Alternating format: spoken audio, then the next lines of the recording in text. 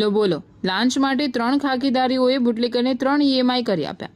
પાનોલી પોલીસના 3 જવાનો 1 લાખની લાંચ લેતા ભરૂચ એસીબીના હાથે જબે। બુટલેગરનો મોબાઈલ પરત આપવા 3 લાખની માંગણી કરી હતી।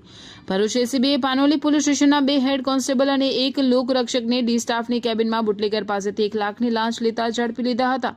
પોલીસ દ્વારા લાંચની રકમમાં EMI હપ્તા કરી આપવાનો કેસ ભરૂચના પાનોલીમાંથી સામે આવ્યો છે। પાનોલી પોલીસ સ્ટેશને એક બુટલેગરની દારૂના જથ્થા સાથે ધરપકડ કરી હતી। બુટલેગર સબજેલમાંથી જામીન પર છૂટ્યા બાદ પાનોલી પોલીસ સ્ટેશને આસિસ્ટન્ટ હેડ કોન્સ્ટેબલ અનિરુદ્ધભાઈ વલ્કુભાઈ ઘાઘલ અને જયદીપસિંહ સુખદેવસિંહ પરમારને પોતાનો મોબાઈલ પરત લેવા મળ્યા હતા। ડી સ્ટાફમાં ફરજ બજાવતા બંને પોલીસ જવાનોએ બુટલેગરને તેનો મોબાઈલ પરત આપવા 3 લાખની લાંચની માંગણી કરી હતી। બુટલેગર એક સાથે 3 લાખની વ્યવસ્થા કરવામાં અસમર્થ હોવાનું કહેતા લાંચિયા પોલીસકર્મીઓએ 1 લાખના 3 હપ્તાની ગોઠવણ કરી આપી।